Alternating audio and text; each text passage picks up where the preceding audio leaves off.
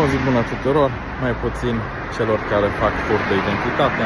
Am venit astăzi din nou la poliție ca să fac o plângere celor care mi-au furat identitatea și am încercat să fac o schemă de înșelătorie. Mediul online nu trebuie să fie un mediu periculos, un mediu în care poți să-ți pierzi banii pentru că cineva te păcălește. Dar pentru asta trebuie să facem tot sesizări în momentul în care identificăm anumite strategii de înșelătorie și să le trimitem către poliție și poliția își va face treaba.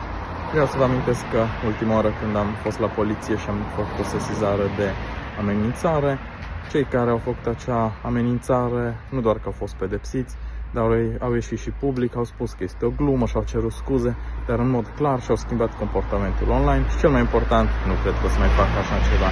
Așa că vă susțin pe toți să faceți astfel de sesizări, pentru că ele chiar au un efect atât în viața reală cât și în mediul online. O zi faină și sărbători fericite!